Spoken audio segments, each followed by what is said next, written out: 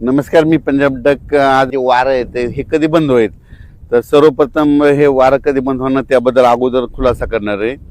तर काही ठिकाणी 18 तारखेला वारं बंद होईल, काही ठिकाणी 19 जूनला बंद होईल, काही ठिकाणी 20 जूनला बंद होईल आणि काही ठिकाणी 21 जूनला वारं बंद होईल. जिथं समजा लवकर 19 जूनला झालं तिथं लवकर पाऊस येईल, 20 जूनला झालं त्याच्या 2 दिवसांनी तिथं पाऊस म्हणजे उशीर आहे. पण वारं मात्र 20 जूनपर्यंत बंद होणार आहे म्हणून हा अंदाज लागेचा. 20 जूनच्या नंतर टेम्परेचर देखील उष्णतेची लाट देखील कमी होणार आहे म्हणून हे अंदाज लागायचा. आणि राहिला प्रश्न आता परत शेतकऱ्याचा असा प्रश्न आहे, खरंच दुष्काळ पडणार आहे का? तर सर्व शेतकऱ्याला सर्वप्रथम सांगतो, दुष्काळ हे मनातला काढून टाका. दुष्काळ वगैरे काही पडणार नाही. जूनच्या शेवटच्या आठवड्यात मात्र शेतकऱ्याच्या पेरण्या होणार आहे एवढं मी सांगू इच्छितो. काही जणांच्या जूनच्या शेवटच्या आठवड्यात होईल आणि त्याच्यातून जर काही शेतकरी उरले तर 10 जुलै ते 15 जुलैमध्ये पेरण्या होतील. पण शेतकऱ्याच्या पेरण्या होणार एवढं निश्चित आहे, कारण की जूनच्या शेवटच्या आठवड्यात चांगला राज्यात पाऊस येणार आहे. आणि ते पाऊस काय होणार आहे, विदर्भाकडून येणार आहे. काय असते माहिती आहे का, तुम्हाला सांगू इच्छितो की मान्सून केरळमधून दाखल झाल्याच्या नंतर पुढे सरकारच्या नंतर महाराष्ट्रात दाखल झाला आणि त्याच्यानंतर स्थिरावला आणि असं उभं वारं सुटलं की काय होतं, मग पाऊस काय होतं, मग पूर्वेकडूनच पाऊस येत आहे.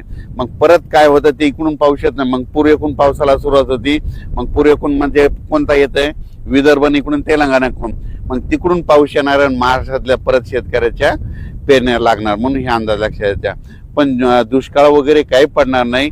जूनच्या शेवटच्या आठवड्यात मात्र सगळ्याच्या पेरण्या लागतील म्हणून हे अंदाज लक्षात येत्या. पेरणी करताना सर्व शेतकऱ्याला सांगू इच्छितो, सगळ्यांची पेरणी एकदम होणार नाही. काही ठिकाणी 21 जूनला पाऊस पडेल, कुठं 22ला पडेल, कुठं 23ला पडेल, काही भागात 24ला जाईल, कुठं 25ला जाईल, कुठं 26 जूनला पडेल, काही ठिकाणी 27, 28, 29, 30, काही ठिकाणी 1 जुलैला पडेल, कुठं 2 जुलैला. तर काही ठिकाणी 1 जुलै 2 जुलैपर्यंत पाऊस पडेल म्हणून हे लक्षात येतं. पण पेरण्या मात्र सगळ्याच्या सर्व शेतकऱ्याच्या होणार म्हणून हा अंदाज लक्षात येता. सर्वप्रथम विदर्भातल्या शेतकऱ्याला सांगू इच्छितो, तुमच्या विदर्भामध्ये काय होणार, पूर्व विदर्भ म्हणजे वर्धा, नागपूर, भंडारा, गोंदिया, चंद्रपूर, यवतमाळ, अमरावती ह्या पट्ट्यामध्ये काय होईल, जरा लवकर पाऊस येईल तर तिकडे लवकर पेरण्या सुरू होतील. त्याच्यानंतर पश्चिम विदर्भ, त्याच्यानंतर पश्चिम विदर्भाकडे पाऊस येईल, त्याच्यानंतर मराठवाड्याकडे येईल, त्याच्यानंतर पश्चिम महाराष्ट्राकडे जाईल आणि त्याच्यानंतर उत्तर महाराष्ट्राकडे काय होईल, 23-24 जूनच्या नंतर मग तिकडे देखील चांगला पाऊस पडेल. 23 ते 30 मात्र उत्तर महाराष्ट्राकडे देखील चांगला पाऊस पडेल. मुंबईला देखील चांगला पाऊस पडणार आहे ह्या शेवटच्या आठवड्यात म्हणून मुंबईकरांसाठी आनंदाची बातमी. मुंबईला तर मुसळधार पाऊस पडेल, पुण्याकडे देखील पडेल, कोकणात देखील पडणार आहे. मुंबईला काही ठिकाणी म्हणजे पहिलाच पाऊस असा पडेल की म्हणजे चांगला मुसळधार अतिवृष्टीसारखा मुंबईला देखील पाऊस पडेल म्हणून हे देखील मुंबईकरांना अंदाज लक्षात यायचा. जूनच्या शेवटच्या आठवड्यात मुंबईला देखील पाऊस राहील, पुण्याला देखील पाहिजे, कोकण घाटमाथ्यावर देखील चांगला पाऊस पडेल. पण पाऊस येणार आहे शेवटच्या आठवड्यात येणार आहे.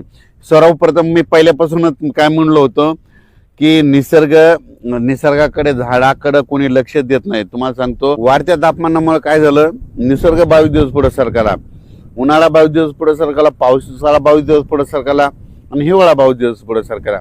दरवर्षी 7 जूनला पाऊस येतो ना, मग त्या 7 जूनमध्ये 22 मिसळला ना, मग किती व्हायले, दरवर्षी 25, 26, 27, 28 जूनला महाराष्ट्रात पेरण्या लागतील म्हणून हे वर्षानुवर्षाचा अंदाज लक्षात घ्या. आता पुढच्या वर्षी 2027ला देखील अशीच परिस्थिती राहणार. 2027ला देखील काय होणार, जूनच्या शेवटच्या आठवड्यात पेरण्या होणार. 28ला देखील अशीच परिस्थितीवर राहणार, जूनच्या शेवटच्या आठवड्यात पेरण्या होणार. 2029ला देखील जूनच्या शेवटच्या आठवड्यात पेरण्या होणार. म्हणजे वर्षानुवर्ष हे निसर्ग 22 दिवस पुढे सरकले असल्यामुळं हे भविष्यामध्ये असंच राहणार म्हणून या पुढे म्हणतो, निसर्गावर प्रेम का, झाडं लावा. कारण की काय झालं, या वाढत्या तापमानामुळे सगळ्या गोष्टीला ह्या घडत आहेत. ग्लोबल वॉर्मिंग, पृथ्वीचं तापमान वाढत चालल्यामुळे ह्या सगळ्या गोष्टीला आपल्याला सामोरे जावं लागणार आहे. म्हणून भविष्यामध्ये झाडं लावावीच लागतील. झाडं लावा आणि पृथ्वीचं तापमान कमी करा. शेतकऱ्याला परत सांगतो की शेतकऱ्यांना घाबरू नका. हे तुम्ही जर मोबाईल उघडलं की तुम्हाला ते एल निनो नाव दिसेल. तुम्हाला सांगतो, आता तुम्ही वाटल्यास ना ते पेरू देशाचं तिथलं समुद्राचं तापमान करा, तिथून खाल्ल्या भागातलं तापमान करा.